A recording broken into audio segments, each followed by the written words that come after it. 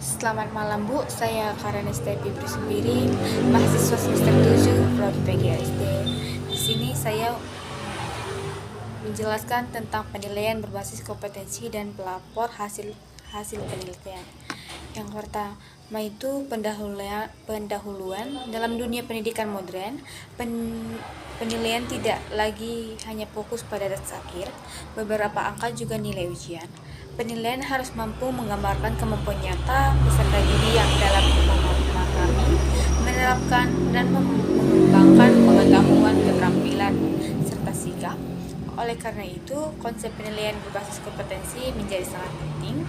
Penilaian berbasis kompetensi menekankan pada pencapaian kemampuan yang sesuai dengan standar kompetensi dapat diterapkan dalam kurikulum.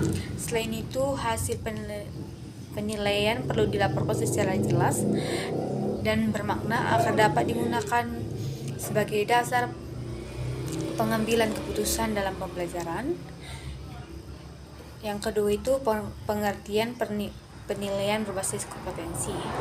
Penilaian berbasis kompetensi adalah proses sistematis dalam mengumpulkan, menganalisis, dan menafsirkan informasi tentang pencapaian kompetensi peserta didik. Yang pertama itu pengetahuan kognitif, berkaitan dengan pemahaman konsep, fakta, prinsip, dan teori. Yang kedua itu keterampilan atau psikomotorik, berkaitan dengan kemampuan menerapkan pengetahuan dan bentuk tindakan atau praktik.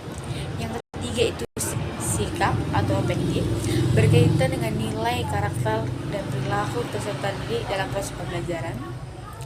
Yang ketiga itu karakteristik penilaian berbasis kompetensi.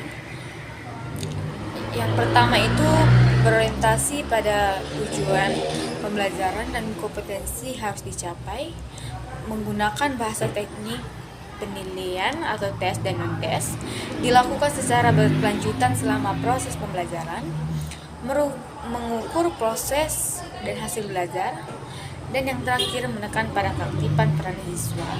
Tujuan penilaian berbasis kompetensi untuk meningkatkan penguasaan kompetensi peserta didik. Kedua, memberikan umpan balik atau feedback kepada guru dan siswa. Yang ketiga, membantu dan merancang strategi pembelajaran lebih efektif.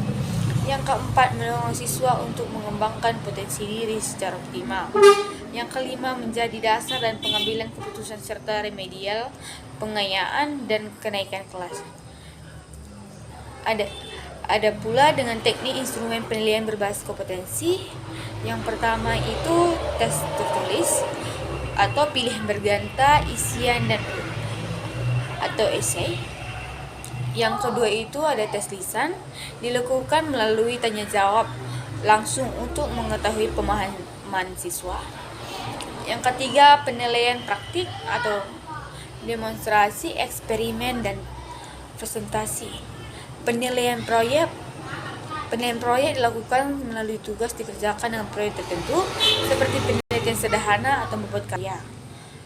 Penilaian portofoli adalah kumpulan hasil kerja siswa yang menunjukkan perkembangan peserta didik dalam jangka tertentu. Observasi dilakukan untuk menilai sikap siswa seperti disiplin, tanggung jawab, kerjasama, dan kejujuran.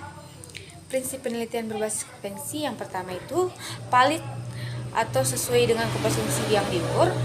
Yang kedua, objektif, tidak dipengaruhi atau subjektif penilaian. Yang ketiga, adil dan tidak diskriminatif. Yang keempat, terbuka kriteria penilaian tertentu oleh siswa. Pengertian pelaporan hasil penilaian. Pelaporan hasil penilaian adalah proses penyampaian informasi tentang hasil belajar siswa kepada pihak yang berkepentingan seperti siswa, orang tua, dan guru di sekolah. Tujuannya untuk memberikan informasi tentang perkembangan belajar siswa, menjadi dasar perbaikan proses pembelajaran, membantu orang tua dan memahami konsep.